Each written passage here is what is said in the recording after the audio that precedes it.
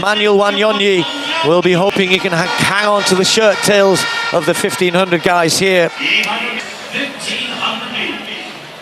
All about tactics. A classic 1500 meters.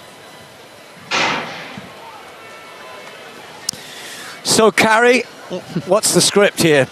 Well, I like that Cole Hawker had the beard coming in and he doesn't have it on the track now. It is all serious business out there for him. He says he's the best racer in the world over this distance. And he's proved that indoors. He's got the strength. He went to Park City for a month, put that altitude training in, but he also has speed. He's a very good 800-meter runner. So I am not surprised to see him out front in the Yared Nuguse right there. We've been watching Yared's workouts online. We've been seeing him race so well over the mile distance indoors. He set that world record that Jakob went and broke just a week later, but he is very race savvy. He knows how to lead races, but he's got a kick. He's been working on it. Not surprised to see, though, an Aerope in the back there, just kind of feeling out the first couple laps, seeing where this 800-meter speed will take him.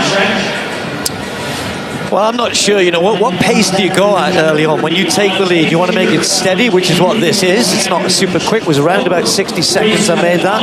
Actually, it's come up with 59.34. A lot of question marks. Not about Nuguse. I don't think about Honka. In good shape, running well. Neil Gourley, indoor season. You know, what about Josh Kerr, though? What about Ataui? You know, what have they got? Are they race ready? I wouldn't imagine Josh Kerr would have come to this knowing what he's up against without thinking he wasn't ready to race. Yeah, Ataui in the back there hasn't raced, but he ran well at the Olympics in that 800 meters. But Josh Kerr, that is the question mark right now, right? He went to indoors, he went to Millrose to try to run, had the flu, could not run, but went home. And we know that he doesn't toe the line unless he's ready to go. He's been talking a big game, but not quite as big of a game as he did going into the Olympics. No, and you know, for him though, he knows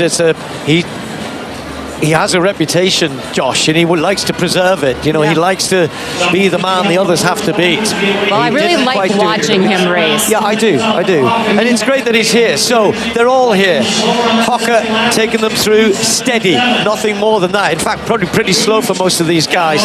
Now they're just starting to jostle a little bit as Nuguse looks to try and forge this on a little bit. He's gone onto his shoulder. Kerr's close. Gourley's just found a little bit of a gap on the inside. Watch out for him as well. He's dangerous in the home straight's got a good finish. So Nuguse is leading it, but hasn't really put his foot down yet. Everybody's still with it.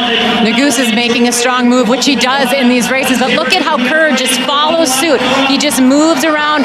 But Cole Hawker, I love watching him race. He doesn't get panicked. He doesn't fluster when he's on the inside. He stays where he needs to be, but look at who's coming. Here comes the 800-meter specialist on the outside. Wanyonyi, lots of people thought he would have no chance in this race, and I think that guy has heart. He runs with it, and he's following suit. A little bit of a gap starting to appear. Hocker might not have got the tactics right here because he's starting to fade away. Neil Gourley will be dangerous, but look at the 800-meter Olympic champion, Wanyonyi, on the outside of Josh Kerr. Kerr always likes to go a little bit earlier, but Nuguse is holding him around the top end. He'll try again in the home straight. Gourley's still close, and then the chasing Hocker is getting back involved here. He let them get away, but he's right on the inside on the curve. Might pick off one or two. It's Nuguse, it's Kerr, it's Wanyonyi, it's Hocker, and it's Gourley. This is still anybody's race. It is Wanyonyi. He's getting to the front.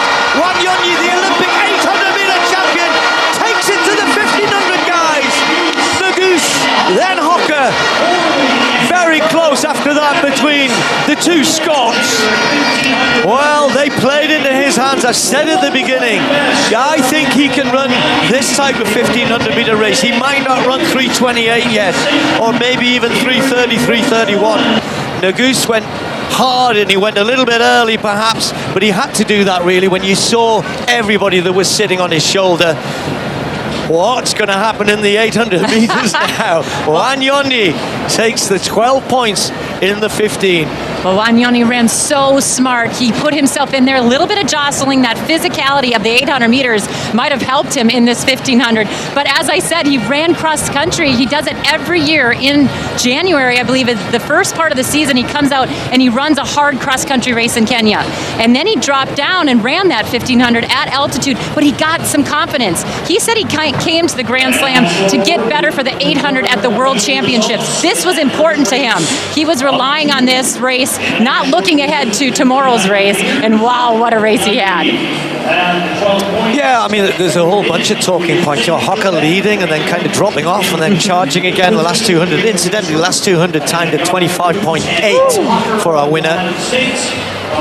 Kerr just lacked a bit of racing there, didn't he? Gurley perhaps didn't give himself the best chance, was a little far back heading into the home straight. But look at that, 5 of them within, 2 or 3 meters at the end, which is what I think we thought would happen.